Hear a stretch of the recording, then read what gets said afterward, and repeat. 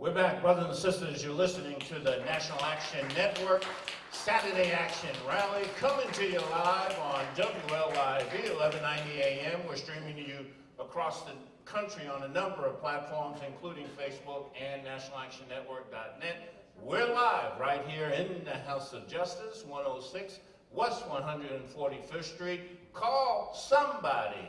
Tell them the action is on the air. The Reverend Dr. Al Sharpton is in the house, and right now, put your hands together for the president and founder of the National Action Network, the Reverend Dr. Al Sharpton.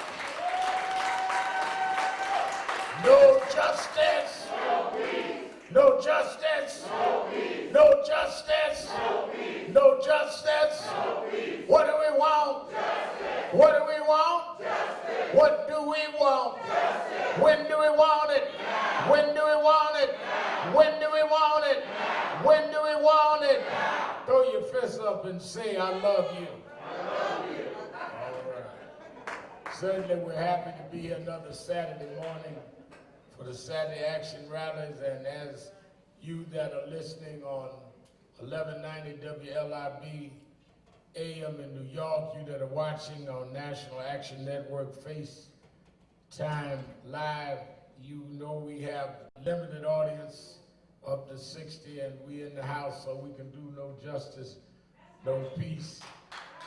I know that I'm glad to see at least somebody in here other than the staff, and I'm glad that we are gradually coming back into normalcy, because I don't think Rodney could have took another week out.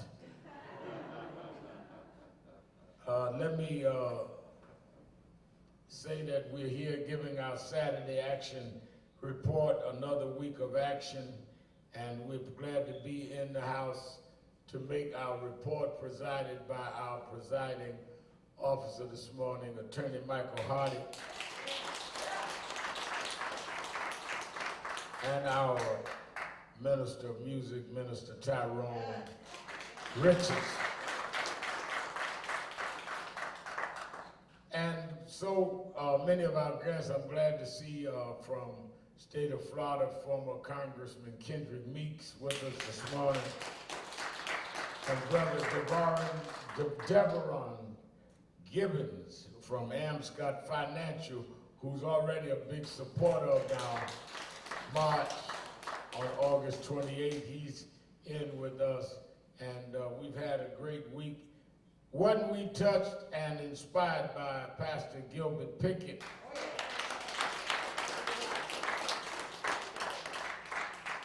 Brother Reverend Pickett laid it down. Not only does he pastor Mount Hermon, he's our moderator at Easton. And we're honored that he would come and give the inspirational message this morning. I was telling, we had a lot going on this week. I got in about 5 hours ago from Tulsa, and I'll report on that. But one of the things, a guy stopped me getting on the plane last night and said that he had seen me on Jimmy Fallon. I guess it was Thursday night. And I said, yeah. And Rachel Nordlinger said, you didn't seem excited about doing Jimmy Fallon. But when I got here this morning, sleepy, because I didn't land about 6 hours ago, and I still got them worked out, I got excited when I heard Cheryl Wills was in the house in New York 1. And that gets me excited. She got on a mask. Y'all might not know who that is, but I know, mask or no mask. And we're glad to see her here this morning. She's doing something on this whole issue of police and policing. Let me say this. In this time, one of the reasons that National Action Network can have a different and clear voice is because we're dealing with issues that we always dealt with. One of the reporters was saying to me last night in Oklahoma, the irony, Reverend Pickett, is that what we stood and witnessed Governor Andrew Cuomo signed last Friday is what we, in many ways, proposed to even Governor Mario Cuomo years ago. We asked for special prosecutors then and got some, Howard Beach and others, and wanted it to be law. We talked then about having transparency of police records. Going back to Claude Reese, before it was named 58. A lot of people don't understand that it was the culmination of struggle. One of the things that we need to understand is struggle is about continuity. And struggle don't start when you show up. Struggle was going on when you showed up. And I give you a news flash, it's going to continue after you gone. Some people act like they got started 3 years ago and therefore the whole world started because they got started. You went to your first march and that became the epic march of all time. No, it's the epic march of your life because you ain't been marching. But those that have been out here a long time understand what is and what isn't. Now, what New York State did with these 4 laws that Andrew Cuomo signed, 58 transparency, which we've been wanting a long time, the whole question of making it illegal for a chokehold, the question of a 9/11 call based on race coming out of this lady calling 911 saying that a black guy was harassing her when it was not true. All these laws are examples of laws that was not done by Donald Trump. Let me break this down in this way. There is a difference between an executive order, which Trump announced this week, saying he wants to incentivize police, and in having a law that penalizes police. If I got to give you an incentive not to choke folk to death, then why aren't we giving young folk in the hood an incentive not to steal?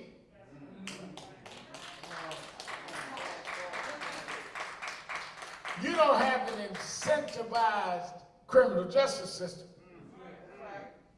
So the fact that you would use incentives shows you're really giving a pass to policemen.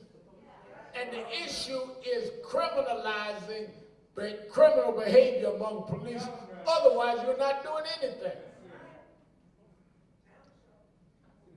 Reverend Al, I need to meet with you and Lloyd Williams, head of Harlem Chamber of Commerce, who's here, because there's crime up in Harlem. And your national headquarters in Harlem, and Lloyd is the godfather of Harlem. I want to meet with y'all. Okay. What you want to meet about? Well, crime is high. Well, why don't we just tell the kids that we'll give you an incentive to stop?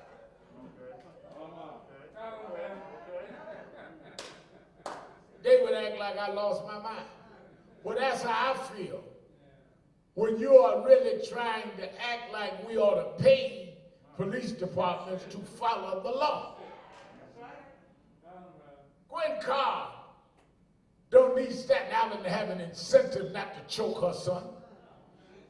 Gwen Carr needs justice for who choked her son.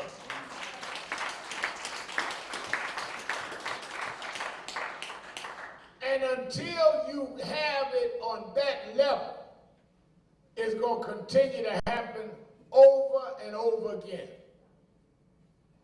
Well, now, that's why I said just burn it all down. Well, okay. Put the knee on George Floyd's neck, held it till he died. Some people in several cities had reckless violence. We said that ain't gonna get us nowhere, picket. They had 2 or 3 days of burning. We'll show them, we burn up. And we showed them right after that. They shoot a man in a Wendy's parking lot in the back twice. They're not scared of you being violent. What did marching get us? Well, what did 3-4 days of throwing bricks get you? Got you the Brooks case. Because they got more bullets than you. And they manufacture the bullets. Let me run a little common sense on you, Stephen Marshall. How you gonna fight with guns and bullets the person that manufactures the guns and bullets? I mean, let's just have common sense. They make the guns, they make the bullets, and you gonna threaten them with their product. They go in the factory and make more guns and bullets. Where you going? You run out of your cap gun, where you going?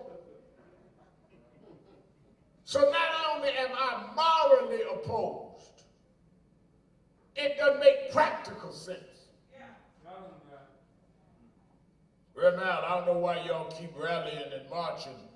I just went downtown and broke in a store and took me something. So tell me how a Gucci bag could help George Floyd.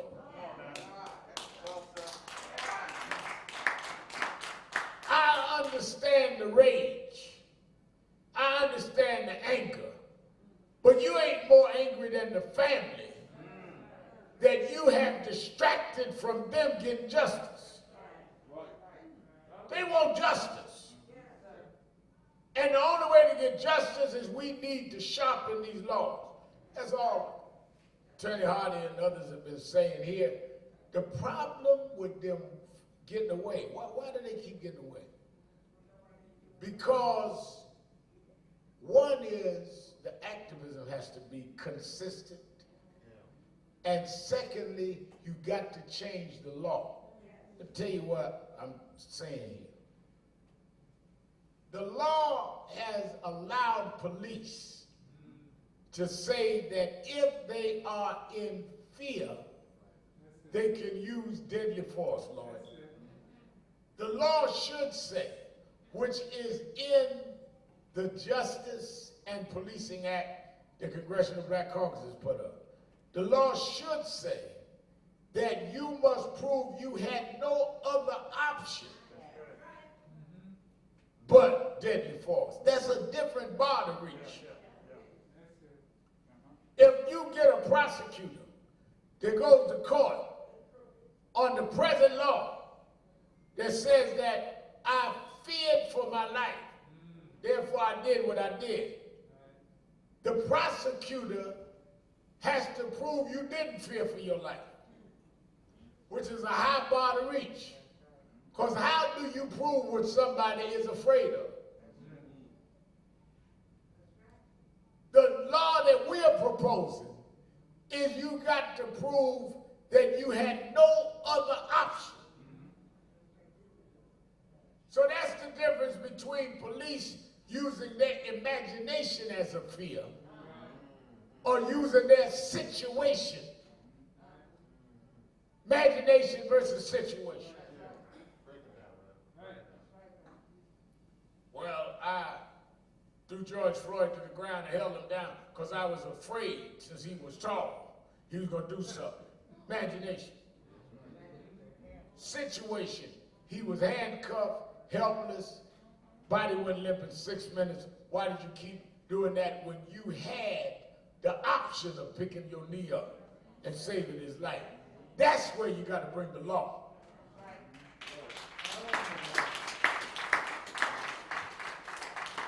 Rashad Brooks, Atlanta, Georgia, talked to the cops over 40 minutes. Cooperated, saying I walked to my sisters. You had other options than to shoot him in the back.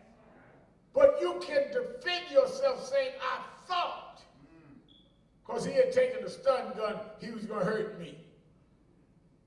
And all you need is one juror. Hang the jury. Know what you're fighting for. You're fighting to change the law. Once you change the law, then you can can lead to convictions. But as long as we keep going with the same laws and going for distractions, you're not solving the problem. You're just going to keep recycling it. And they know that.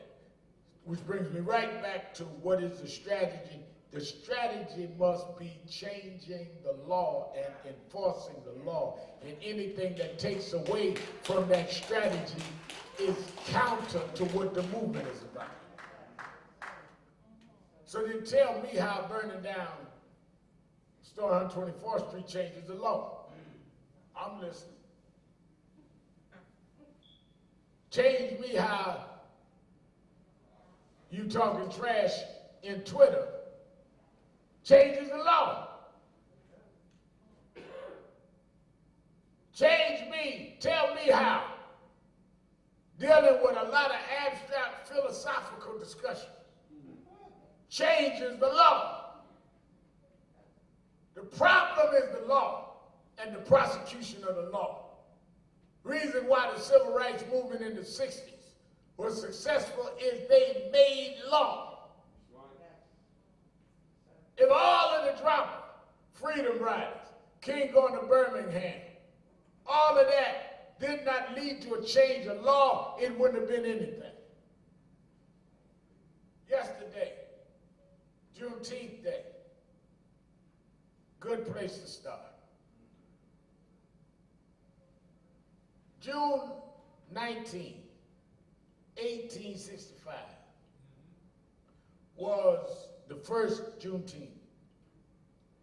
June 19, 1865 was when it was finally announced in Texas by the Union General that those enslaved had been free. Y'all with me so far? Now, the background that you got to understand. There was the Civil War. The Civil War was where the Union Army and the Confederates fought over who was going to have the power in this country in terms of central government. Confederates, representing mostly southern states, said that we want to maintain slavery.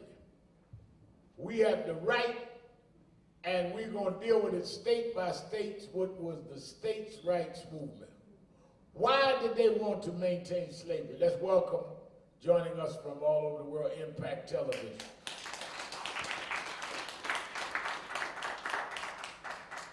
Why did they want to maintain slavery?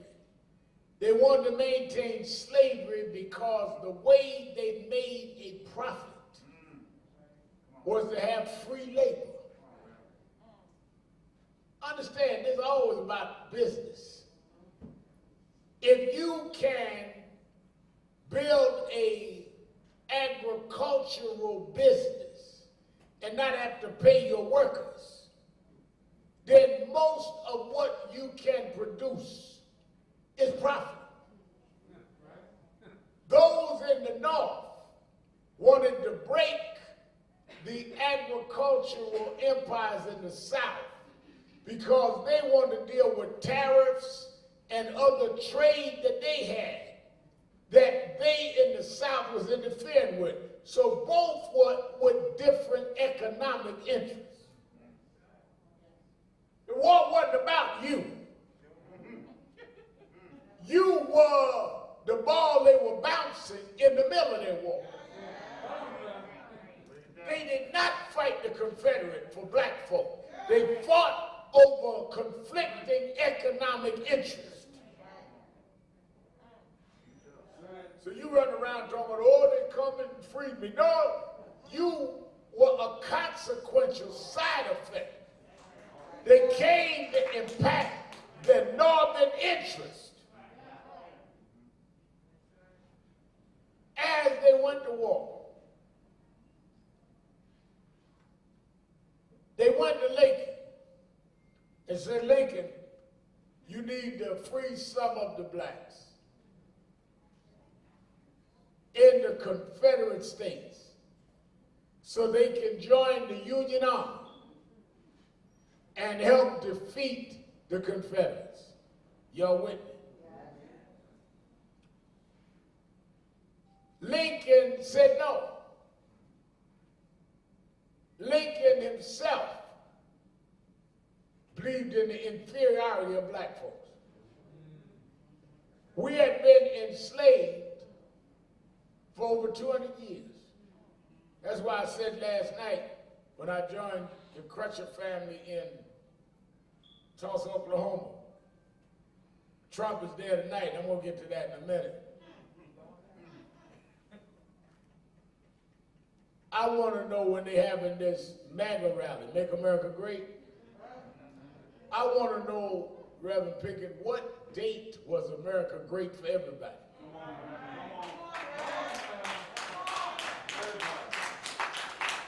I just want to know, when you founded the country and said that all men, we hold these truths to be self-evident, all men are created equal. You did not consider blacks men, so it wasn't great for blacks. You didn't consider your women equal. You didn't let them vote till 1920. So tell me, when are you talking about America was great that you're going to bring it back to being again? Give me the date, Donald Trump. Here you, grown man, 74 years old, born and raised in Queens, New York, and say you ain't never heard of Juneteenth? Either you lying or you are culturally deprived. Because you grew up in a city that was 2/3 black and Latino. You ought to know what Juneteenth was. So let me go back to my history lesson. I don't want to get trumped out my point. Lincoln was against using the slaves. Finally, the Confederates, under General Robert E. Lee, kept winning battles and got as far north as Virginia. Now, anybody know geography know you get into Virginia, you on your way into Washington, D.C. When they got that far north, the generals in the Union Army said, we need more troops, Mr. President. Free the Southern slaves and let them fight. Frederick Douglass and them had been begging. Lincoln freed the slaves in the South to join the Union Army. When those blacks joined the Union Army, they backed the Confederates up and beat them. That's why I keep telling y'all, it is a historic misnomer, Cheryl Wills, to say that Lincoln freed the slaves freed Lincoln.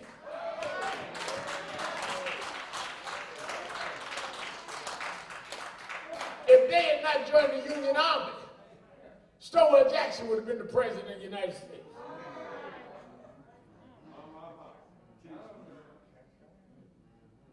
Lincoln, in order to deal with freeing the blacks in the Confederate States, that goes back to my point that the Northern industrialists was against the Southern plantation owners, because he didn't free the slaves in the North.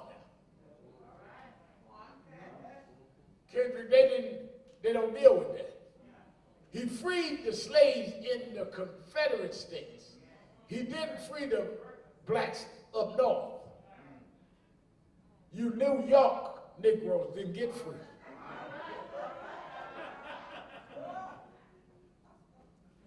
That's why they don't like us, because 80s and 90s we started exposing y'all still ain't free.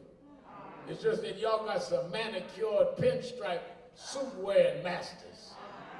Y'all used to masters with overalls and spitting tobacco.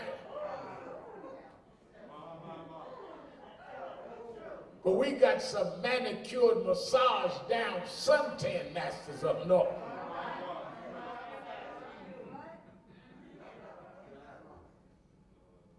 Now, in order to deal with the Slaves are free in the South, in the Confederate States. He signed the Emancipation Proclamation. What did it say? That as of January 1st, 1863, the slaves in the Confederate Southern states will be free. And blacks fought, backed up the Confederates, won the Civil War. Watch night, Moderator Pickett, was not about us singing hymns to midnight and then going to the club and boogie-woogie and the rest of the night. You ever wonder why you go to any major city and every major church will have watch night service, and most of the white churches at best would have a New Year's service? Because watch night wasn't about the service. And the reason white churches didn't need to call it watch night, they wasn't watching for nothing. They was already free. Watch night was we wanted to see the clock strike 12 to see if Lincoln was going to keep his promise that we'd be free. That's what watch night was. And black preachers are not preaching what watch night started, because they're not telling the history. Because we've been told many times we'd be free, and it was disappointed. We want to know if this time that the pledge would be kept. January 1st, 1863, the pledge was kept, but nobody told the folk in Texas. They didn't have Twitter, Rachel. They didn't have Instagram. So they couldn't post on Instagram the celebration in Atlanta. Nobody told them in Texas for 2.5 years. They stayed in slavery. And it wasn't until June 19th, 1865, 2.5 years later, that the Union General came into Galveston, Texas, and proclaimed slavery was over. That was Juneteenth.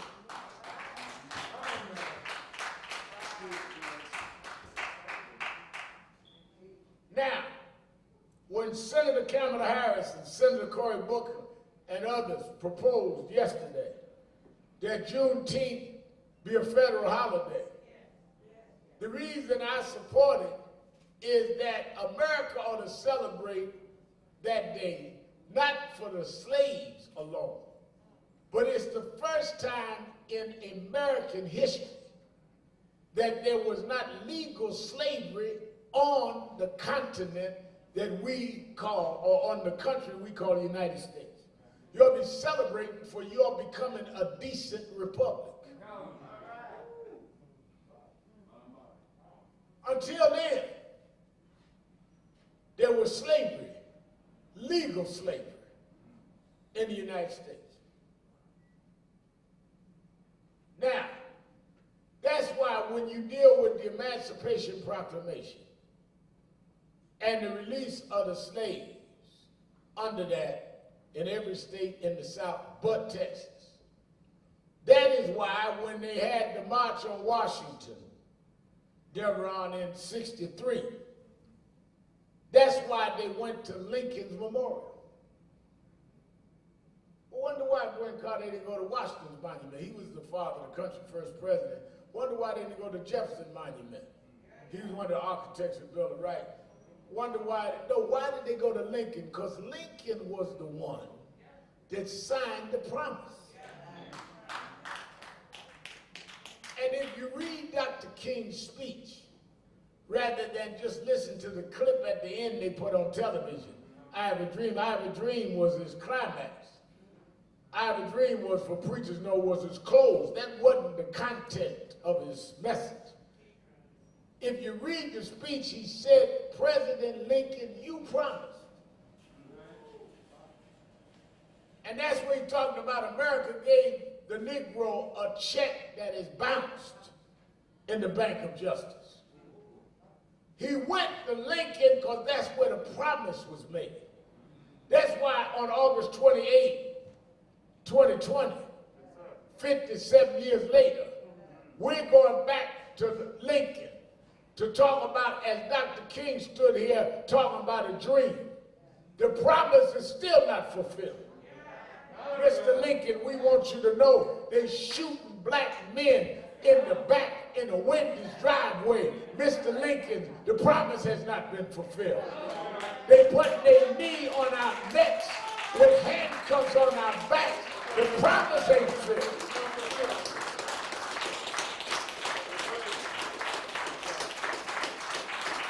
That's why we're going to Washington. Mr. Lincoln, 57 years ago, when Dr. King came, he talked about a governor whose lips were dripping with the words of interposition and nullification. 57 years later, we have a president whose lips is dripping with the words of interposition and nullification. The promise has not been met.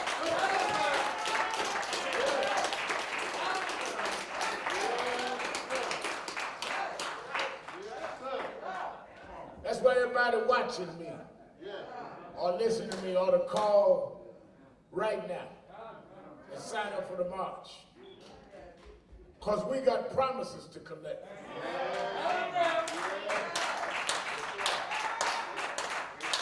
We fought your wars, paid your taxes, built your country, never got paid, suffered every indignation known to humankind.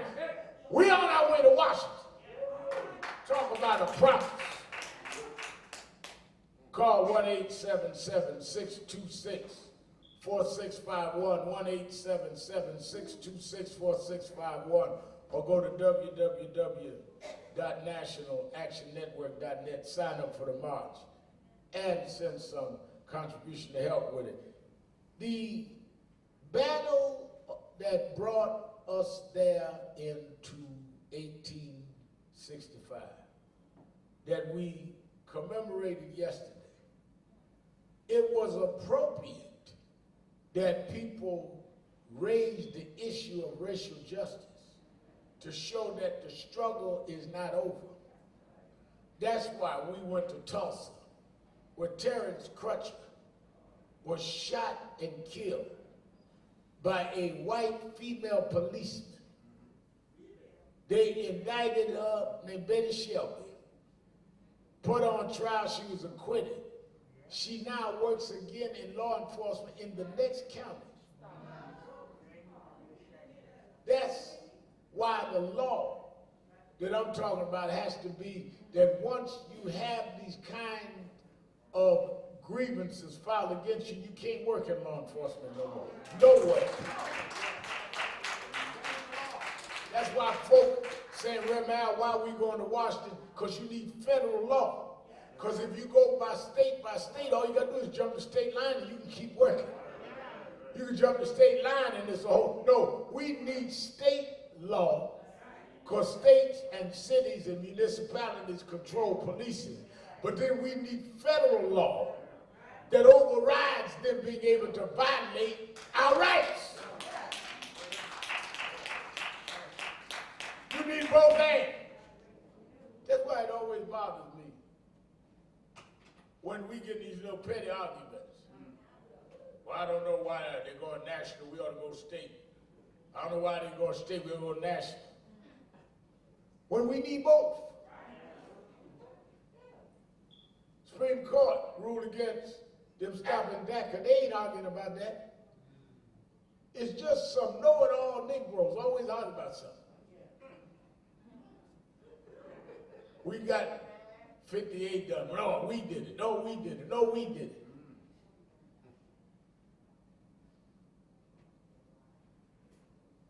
Arguing about nothing.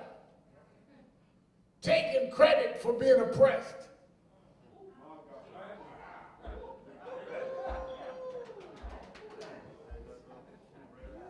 Arguing about how long they beat you in the head. No, I got more whippings than you. No, you didn't. Did you see my bruise on my back? Or what about my bruise on my shoulder? Bragging about being afflicted rather than fighting to get past the oppression and the affliction.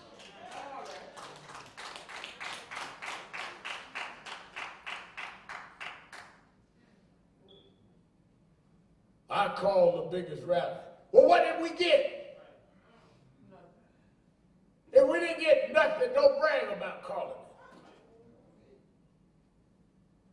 Brag about getting it done. Rosa Parks didn't bring the whole missionary board on the bus. She sat down one person with a strategy and turned the South upside down. I don't need no crowd all the time to do what I got to do. If you know where to be and how to be there, sometimes you can bear that cross all by yourself.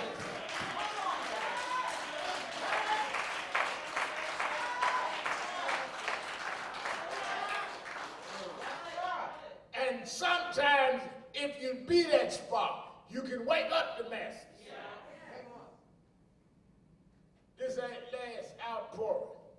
In the last 3 weeks since George Floyd, folk marching in 50 states, didn't no one group organize that. Quit lying.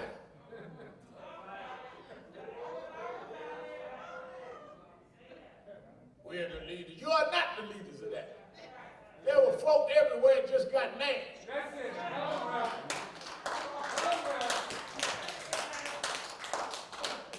And they are popping up everywhere. They ain't even heard of you. They don't know who you are. But they were locked down, sheltered in with the pandemic. Football, baseball, basketball canceled. They couldn't watch nothing. They watched and saw Ahmaud Arbery on video, shot down jogging. Then not right long after that, 10 days later, they see Breonna Taylor shot in a bed with a no-knock law by police in Louisville, Kentucky. Then a few days after that, they see George Floyd laying in the ground with a knee on his neck. They start bursting out the house in 50 states, whites and blacks. You didn't call them, their conscience called them.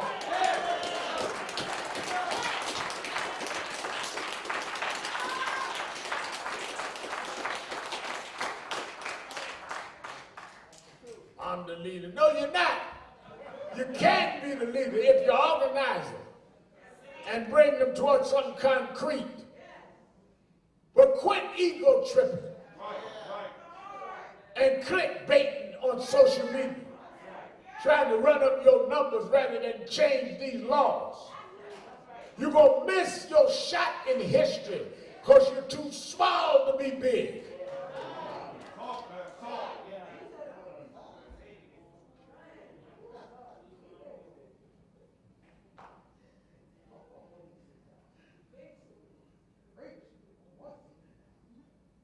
I told them last night in Tulsa, one of the reasons why we wanted to put the march off until August 28th is we've got to be able to build benchmarks that keep us going. Because you're going to run out of steam if you just wait and don't set the benchmark. So if we set it for 2 months from now, that keeps us mobilized and focused on the law changes. Because they're not going to go to trial for a minute. First, they're going to try to change the venues. In the George Floyd case, and in this case in Atlanta. They're going to try to change the venue. You're going to argue that a few months. Then they're going to put in all kind of motions. And we got to be able to keep galvanized. So no matter how long it takes, we are still there and still ready, because change don't come in a flash. That's why the Bible said a race isn't given to the swift or to the strong, but to those that can hold out to the end. The end.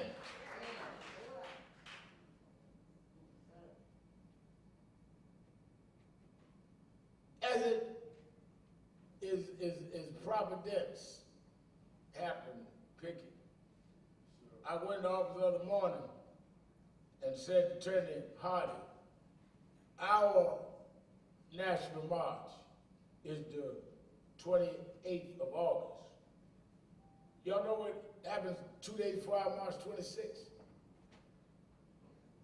It is the last day of the Republican convention where Donald Trump accepts on national television the nomination, which means our march will be the direct response to Trump's primetime accepting the nomination. He got TV all that week, Republican convention, Jacksonville, Florida. But we're going to end the week talking about Lincoln, where's the promise? Strategic. Got to know what you're doing. And got to do it in time and on time. All motion ain't movement. All noise don't make sense.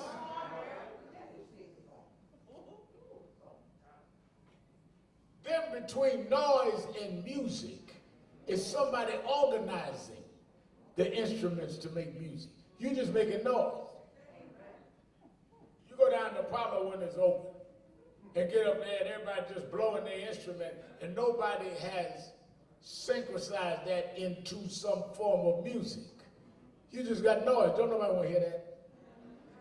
And that's what a lot of y'all just noisy.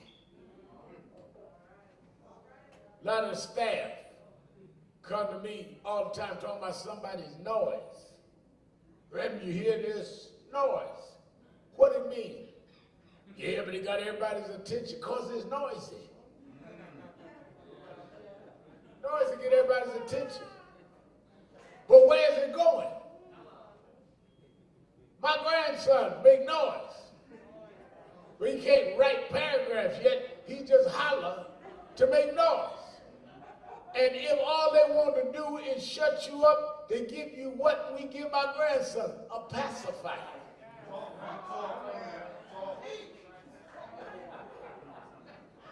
Not that they want to find out why you're hollering, they just want to stop the noise. So you want to go and throw some bricks? Oh, we're going to give $100 million. Pacify. We're going to change the law now. We're going to lock nobody up. We're going to give you a little pacifier. In fact, we got some sweetened pacifiers. We'll give you $200 million. Now it's going to be over 20 years. And you're going to have to buck bench to get the money. But we're going to give it to you if your buck bench hard enough. Do electric slide, all of that.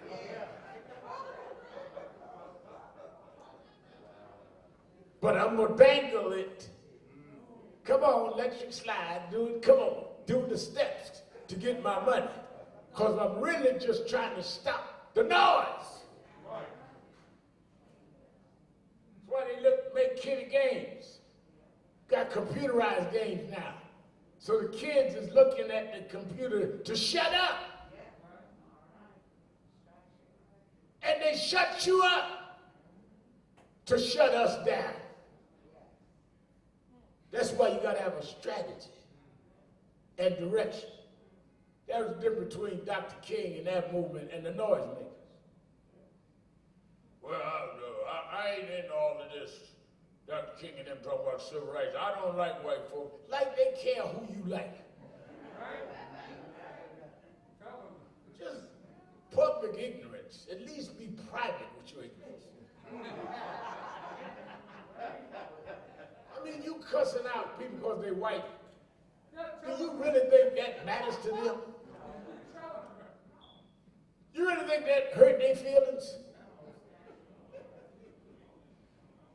You got less health care, less financial services, less ability to buy homes, worse schools.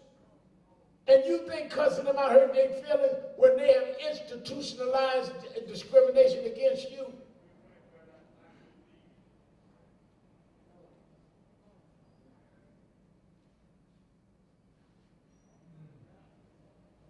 That's why the struggle is for strategy and long term. It took 250-something years to get slavery abolished. And then, during Reconstruction, when we started owning and operating our own businesses and started electing people to Congress and the Senate, 22 to be exact, then there was backlash. White sheets, Ku Klux Klan, terrorized us, lynchings. And then what did they do? They went, while everybody was dealing with the noise of the Klan and the murder of the Klan, they went with the black robes, the Supreme Court, and changed the law. Said that there was no rights that a white man was bound to respect. Nullified the Emancipation Proclamation. So all the work done by abolitionists and Reconstructionists died. And they met in 1908, 1906, in Niagara Falls, New York. The Niagara Movement formed the NAACP, Fight Against Lynching. 3 years later, Urban League, and fought 2 or 3 decades to fight against lynching. Still ain't got a law against it. Same time, the women's suffrage movement fought to 1920 to get the right to vote. Fought all the way to 54. Brown versus Board of Education, saying that separate is not equal. And it's against the law to have separation because it's not equal. Which means that I was the first, I told him last night in Tulsa, I was the first member of my family to be born with the legal right to an equal education. I'm the youngest in my family, Lloyd. Everybody else was born before Brown versus Board of Ed, which means they were born in a system that legally said it was all right to give them an unequal education. That's why we talk about reparation, they talk about, well, I wasn't there back then. I'm talking about now. 54, Brown versus Board of Education. The next year, Rosa Parks sat down on the bus. Rosa Parks said that when she sat there, all she could think about was Emmett Till. The murder of Emmett Till and Brown versus Board of Education, it was the reaction of that fueled the movement that became the Civil Rights Movement. Just like the murder of George Floyd becomes Emmett Till to this day. And we must be as wise as the civil rights activists and leaders of that day to take that pain and organize it to power.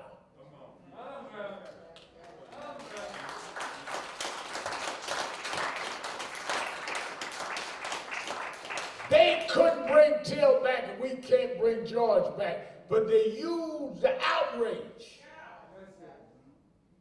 to fight, and it didn't happen overnight. It took them from 55 to 64 to get the 64 Civil Rights Act. Now, it took 9 years.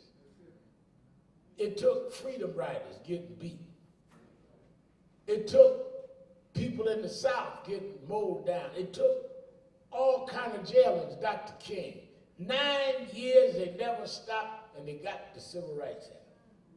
Next year, the Voting Rights Act. On and on and on, all the way up till now.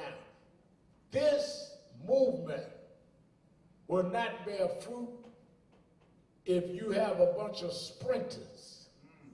You need long distance runners, marathon runners that find their pace and run till they get to the finish line. And the finish line ain't you being on Eyewitness News. The finish line ain't you getting 1,000 more followers on Facebook. The finish line is the laws changing and we holding people accountable for the murders they commit.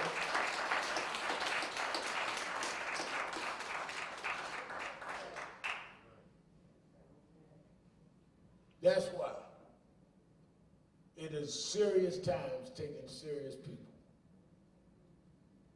Tomorrow is Father's Day. Many of us grew up in homes without a father. But I tell you a secret I learned. I learned that God never leaves you fatherless.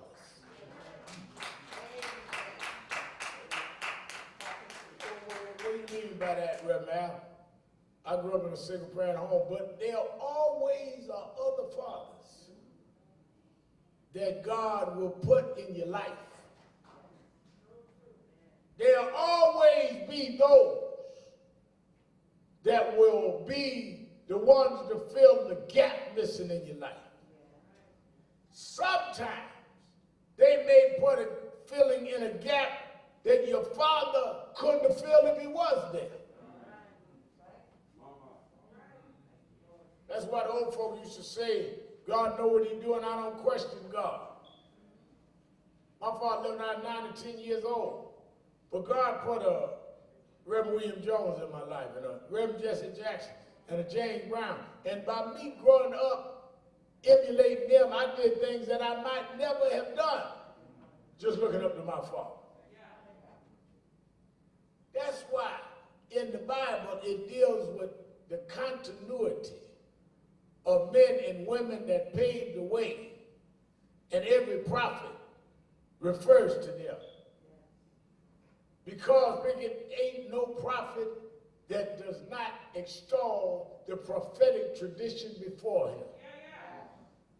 I told y'all last week, they're between fortune tellers and prophets.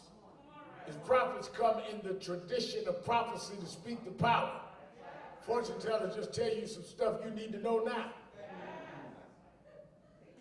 Prophets say, I come in the name of the God of Abraham, Isaac, and Jacob.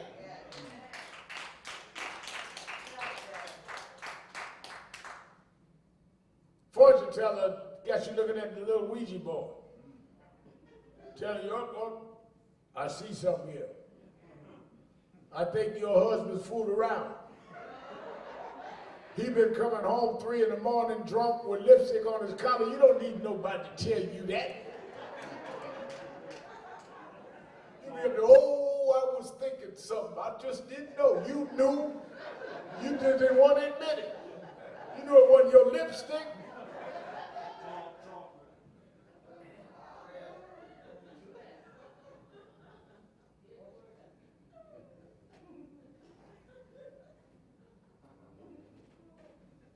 When Moses led the children of Israel out of bondage, God backed them up 7 plagues. One of the things you watched, the time that you're in. One of the things you will always know if God sent people, because he'll back them up. God don't send nobody that he won't back up.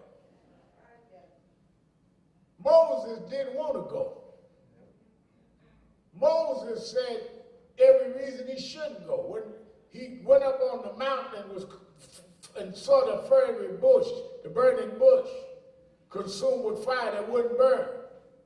And God spoke to him and said, go back and tell Pharaoh, let my people go. Moses started making excuses. He said, wait a minute, I can't talk. I got a heavy tongue. I'm not eloquent enough. Not knowing that God had a plan. When God let him grow up in Pharaoh's house, when God guided his basket down the Nile and brought it to the back of Pharaoh's house, he was putting him in training then. So that when I send you back to the house, you know the address because you grew up there. You know how they operate. Stand up here talking about you can't talk. I know you couldn't talk when you come up here. Open up your mouth, I'll speak for you. You sitting here thinking your life went off track. God sometimes let you go in a different house to prepare you to come back on track and get something done. There is no mistakes in your life. Every mistake you made was a learning session, was a teaching moment. Right now, you don't know what I've done. Whatever you did, you learned from it. Don't be ashamed of it. You survived it. God allowed it to happen. Now come on and bring the lesson back into the experience God has for you. So Moses went and stood up to Pharaoh. God backed him up with 7 plagues. Led him out of bondage. Y'all know the story. Got to the Red Sea. God opened the Red Sea. And then when they got across, I want y'all to watch this. When they had to do what? They had to establish new laws.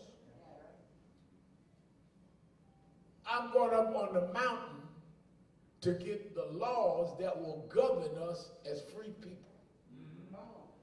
That's why I tell you, you got to change the law. In Egypt, this was the law. Now we need new law. And he came back with 10 commandments, which was the law. The 5th one, first love God, love your neighbor, all that. But when it started getting personal, before it got to thou shalt not kill, thou shalt not steal, which is personal character issues. First one was the 5th one. Honor thy father and mother. That thy days will be long. Not their days. Honoring them don't prolong their life. Honoring them prolongs your relevance. Why in the middle of the commandments would they say to honor thy mother and father? They didn't have no Father's Day cards out then.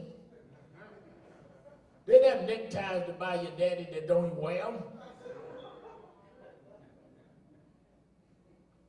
Buying your daddy jogging suit, he don't jog. He sit up and watch TV, eat bad food in a jogging suit. You don't need to buy no 400-pound man a jogging suit. You're getting 3XL jogging suits. You need to get him a carrot and some lettuce. I ain't fact shaming, I'm fact collecting. I can talk about it because I was fat. I'm trying to help you live longer. Honor thy father and mother. Why? Because every father that was in your life, whether it is your physical father or someone that fathered you, or somebody that God planted in your life to help to make you who you have become.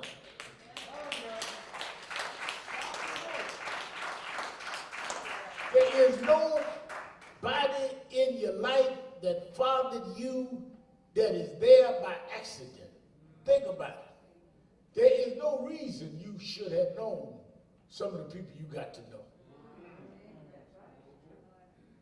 There's no reason that some people fathered you and took interest in you and poured into you and invested in you. What no reason other than God. When I talk about Reverend Jones, Reverend Jesse Jackson, James Brown took an interest in me as a teenager. They didn't need some teenager growing up on welfare in Brownsville. I needed them. They didn't have to take time. They had their own children. But they took time with me. So to honor them is to honor a gift God gave me. To dishonor them is to dishonor God.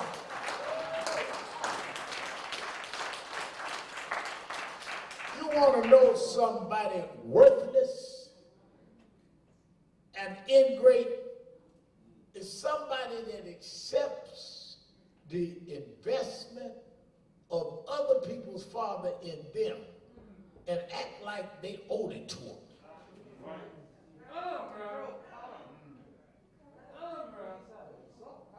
God blesses you with a father or mother that was not yours, had their own children, and they would invest and pour into you, and you won't even honor them. And you think God's going to bless an ingrate like you?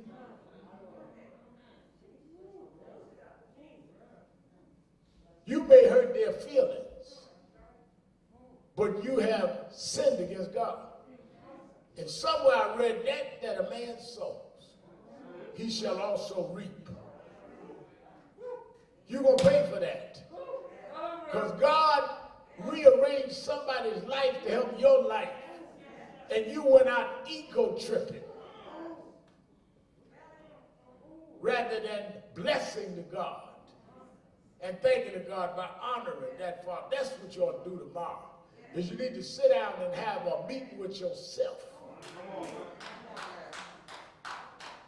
and say, I can't get where I need to go and can't stay where I need to stay till I get this honor thy father and mother straight. Oh, you ain't going to agree all the time. I used to argue and debate with Graham Jones all the time. Me and Jesse used to fight all the time. But I honored the fact that when I had nothing and was nobody, God used them to pour into me. And what I do now, I learned a lot of it from them. So I don't care what, I'm going to honor them. On MSNBC, on my show, I'm going to honor them. And I'm not honoring them to make them feel better. I'm honoring them because I want God to know that I understand that when my daddy walked out, you put fathers in my life. I thank God by honoring my fathers that made a way for me. That's why you got to praise God through it all. Through it all. That's why it doesn't make sense in the contemporary setting. You get up every morning wondering what is it going to be, why did this happen? But I've learned through it all. I've learned to trust in Jesus. I've learned to trust in God. I don't understand this pandemic. One day it looked like it's flattened down, the next minute they're spiking in different states. But through it all, we are going to make it through. We are people that rode through the Atlantic Ocean. Most of us died overboard the pandemic of slave trade. But we made it anyhow. The strong survive through it all. I can take coronavirus if I can take the slave trade, and I can take Jim Crow. I won't give up. I won't bow down. I'm going to fight through it all. Through it all. I learned to trust in Jesus. I learned to trust in God. Through it all, I learned to depend on His word. Through it all,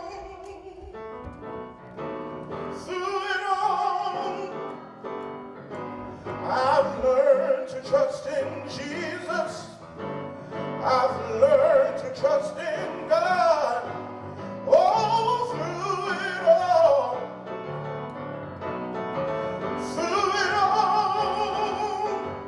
I've learned to depend upon His word. Oh, through it all, yes, through it all. Oh, I've learned to trust in Jesus. I've learned to trust in God. Yes, through it all. Oh, through it all.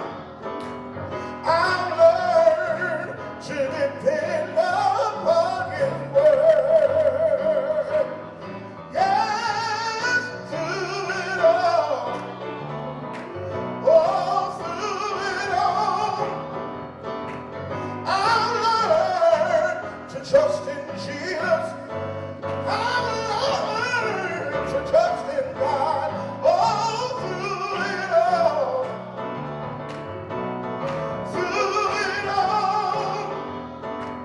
I've learned to depend upon His word. All right. Give a hand to President of New York State NAACP, Hazel Dukes in the house.